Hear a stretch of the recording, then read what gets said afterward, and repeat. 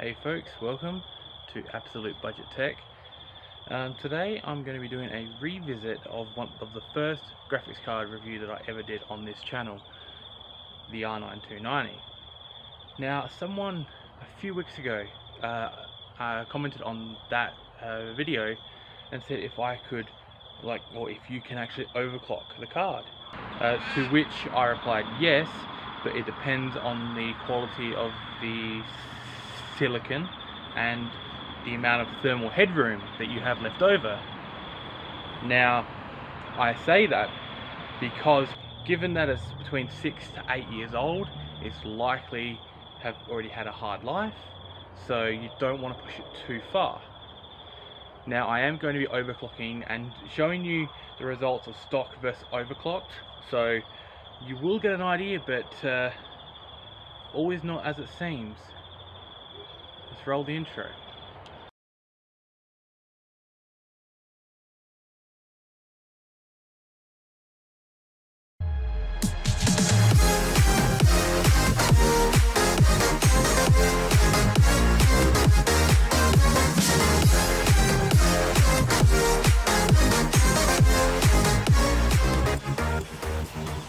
So what I mean by all is not as it seems is quite frankly that. So the idea behind overclocking your GPU is to squeeze out a little bit more performance that's usually left on the table.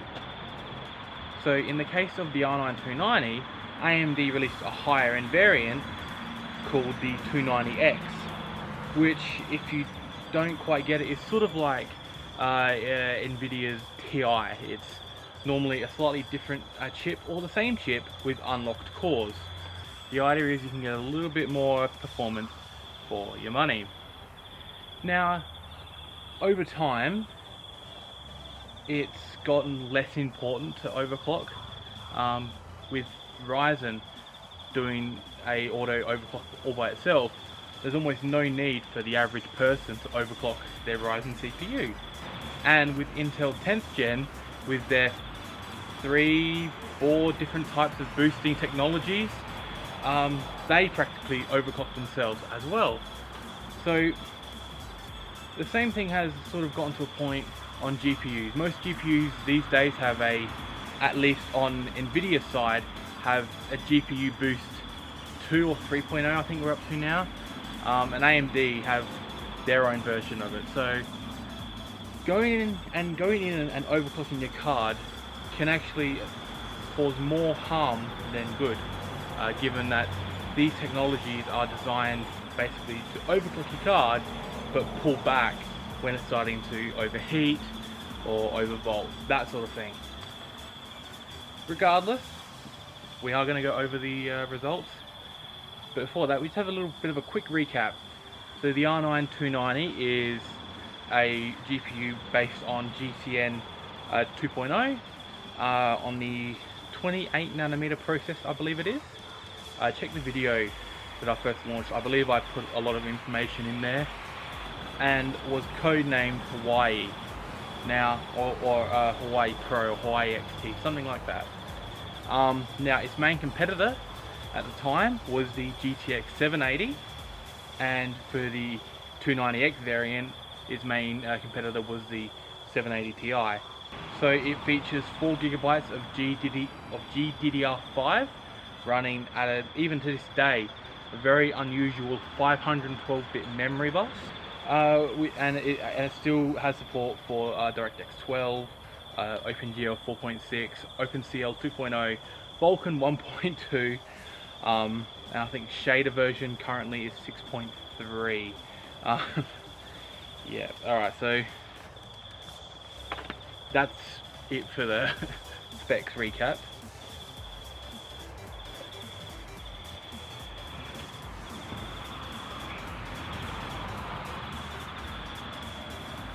Now we're going to get into some of the results. So I'll be doing a voiceover for the benchmarking graphs, but before that I just want to get into about my experience with trying to push the 290 to its limits, also how far I got, what problems did I have, and, well, quite frankly, how did I overclock it. or what method.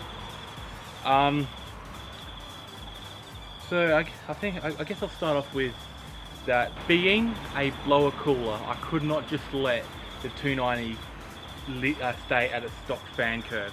I've never liked the stock fan curve. It always runs a little bit too hot for my liking, so I had to really crank it up, which unfortunately meant this got honestly unbearably loud. Like I can't believe it. This is still the second vacuum in my home, although it doesn't really pick up that much dust. So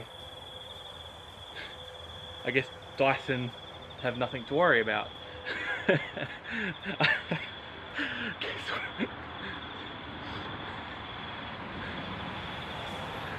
Alright, let's move on from that bad joke.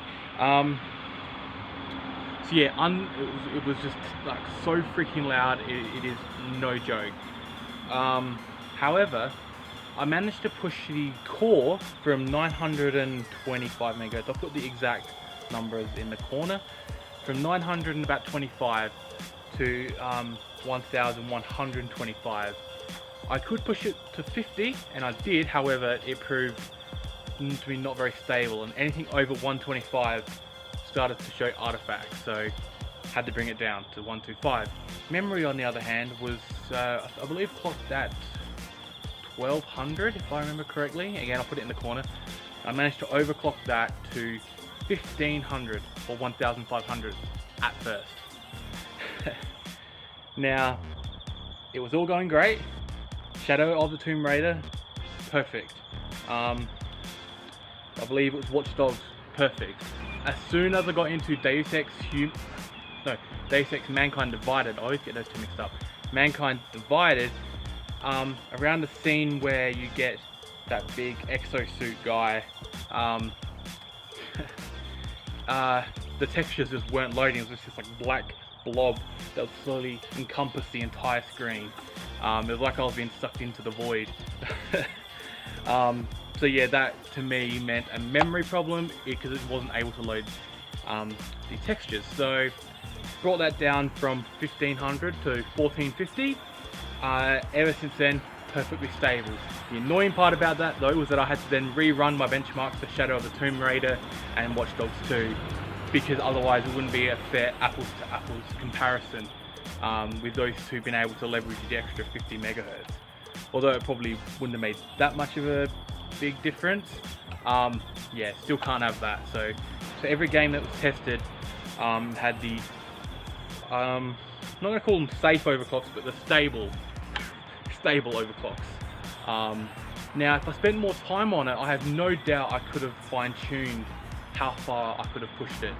But my method, which I don't entirely recommend, like you can do it, but it's a little bit scary watching to see if there's any artifacts, praying to the PC Master Race gods that nothing freaking breaks. Basically, I fired up Heaven, the Unigine benchmark, which you can download at the links in the description below. Yeah, fired it up, put it on 1080p extreme, and just went away. So let it run just to make sure it was all stable by itself first. So just let it run through about 5 minutes. Then I tweaked the core clocks. I then tweaked the core clocks, applied them, let it go for another about 5 minutes. Right, okay, memory clock, and apply, same thing, and I kept going until I encountered some problems. The whole process took about an hour because I was only going up in about about 15-25 megahertz each time. So I didn't want to go too crazy and go like 100 or 200 at once, because that's just not very safe. And that's how I found out that 1125 was the highest core clocks I could get on this, because I went from what was it, 1100, then 1115, then I went 1125, then went 1150. That didn't work, so I was like, okay, I brought it down to 1140. Nope. 35, 30, then 25, and that's when it was stable. So yeah, not ideal, but it does work. However, if you do want to fine tune it more, I would take more time. Now, at this point, thanks to my extreme fan profiles, we didn't go, I think, over 71 degrees, 72 I believe, and the thermal limit is 95, so we had a lot of thermal headroom. But to be honest, I don't like seeing any GPU go over about 70 degrees, because that's when it just starts to get too hot. Not just for the GPU itself, but heats up the room, and like that's what Fermi's for, not the 290. So yeah, I had a lot of fun with this card. Looking back at it, all the drivers. See, here's one thing that I really love about this card. It still has driver support. So Kepler, which is NVIDIA's architecture for the 780 or the GTX 700 series, it's almost sort of next to be chopped. They chopped the support for Fermi 500 series a couple of years ago. The 6 and 700 are, I believe, soon to be on the chopping block. So yeah,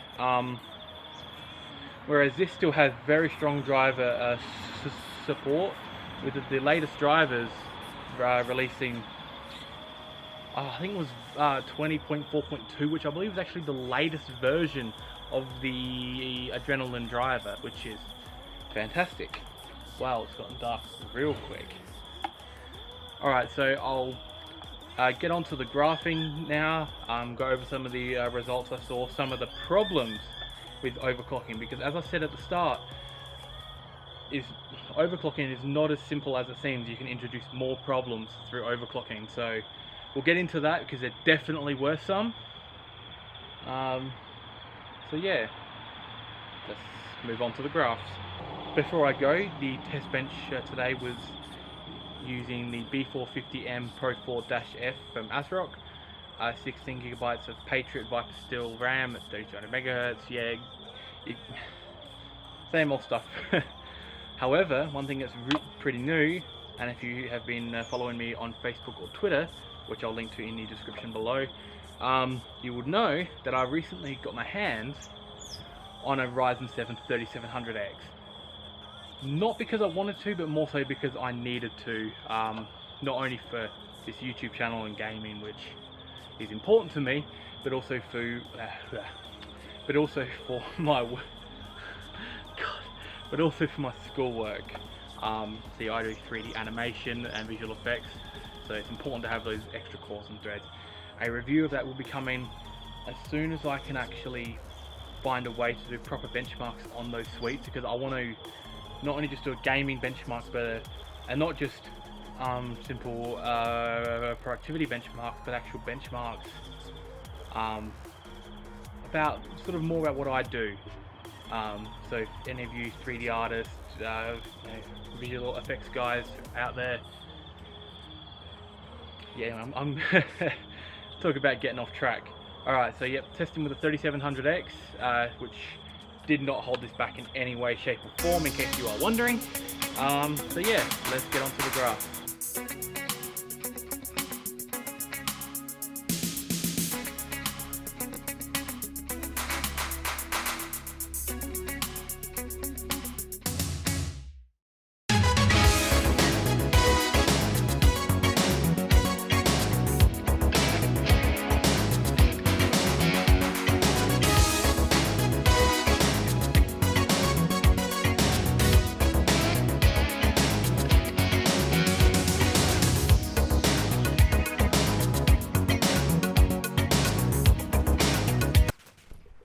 So now that you guys have had a chance to take a look at the graphs, let's dive a little bit deeper and discuss some of the more concerning ones, because overall we saw great performance from the overclock, well, generally speaking. Let's dive into the ones that didn't perform so well. So let's start with Call of Duty Warzone.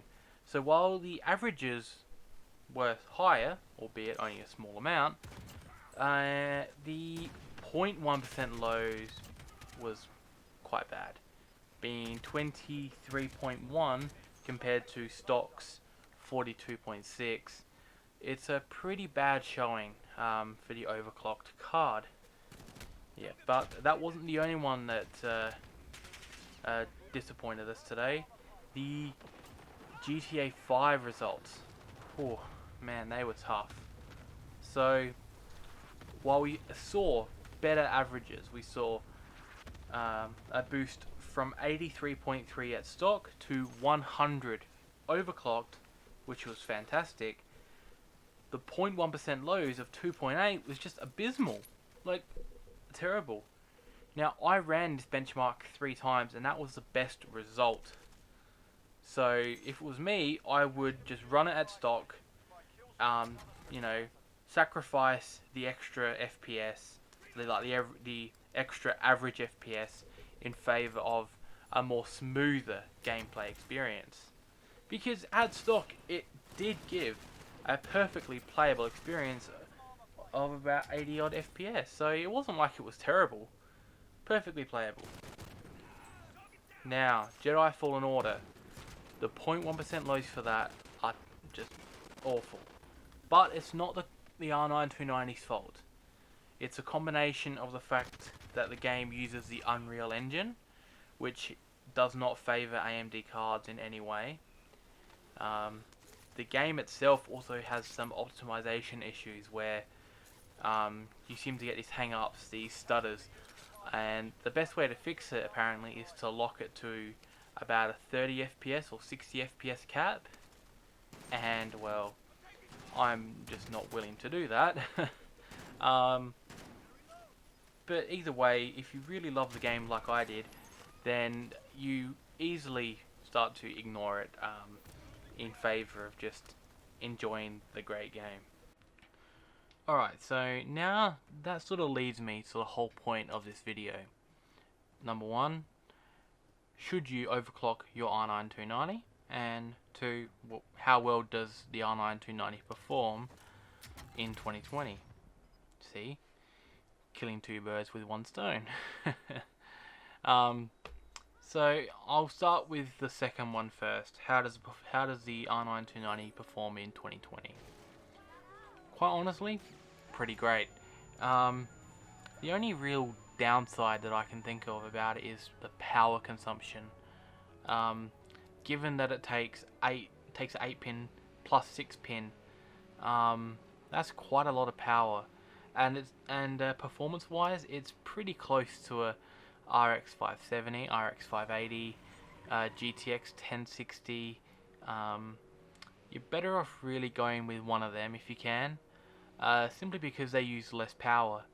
Like the RX 570 only uses a single 8 pin PCIe connector, and I believe the GTX 1060 takes a 6 pin if I'm right, and so that's only an extra 75 watts, which is just amazing.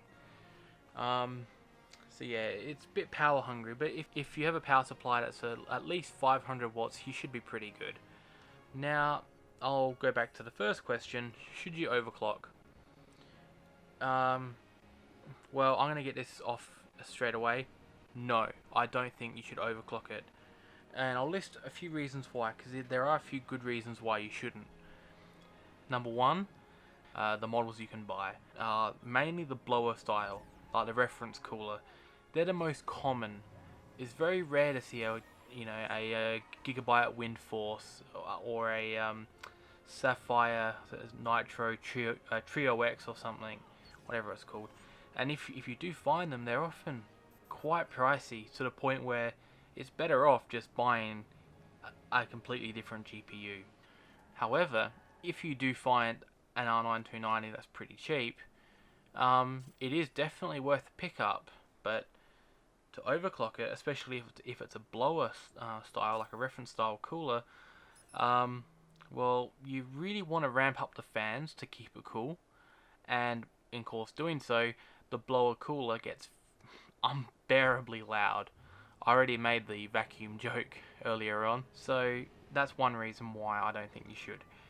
Second, is that it's an old card. It's what, 6-7 years old at this point.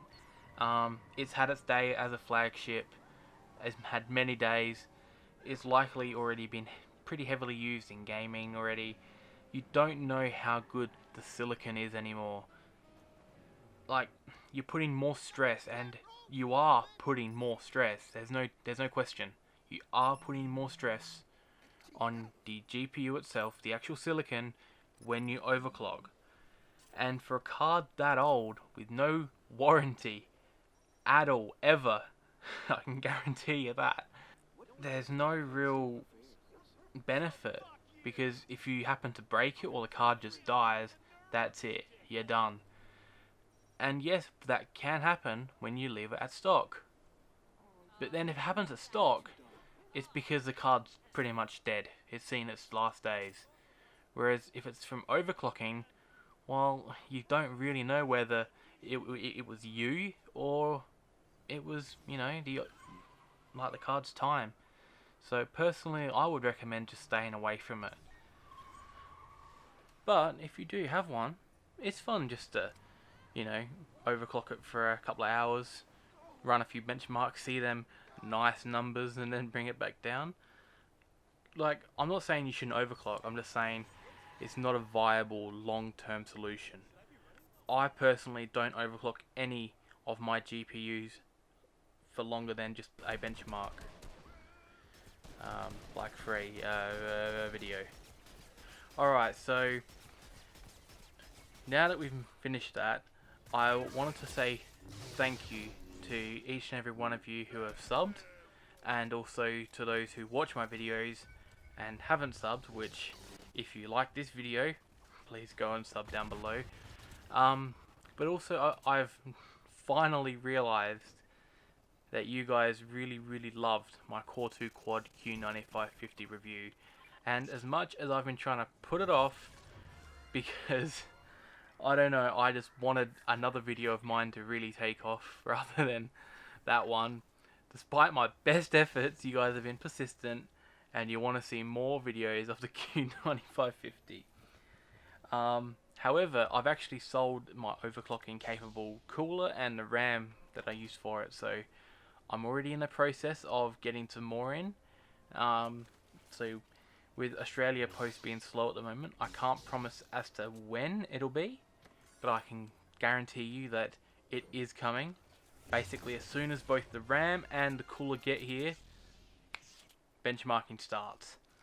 And I'm basically doing this as a thank you to all of you who have subbed. So yeah, thank you for watching. If you did like the video, go ahead and leave a like and click the YouTube bell to get notified of my other videos. Wow, I've lost track of what I was going to say. Right, comment down below if you have had any experience with overclocking or even overclocking the R9 I'd love to hear about it. And yeah, sub, do all that good YouTube stuff. I've completely forgotten where I am now, so have a good one, and I'll catch you all later.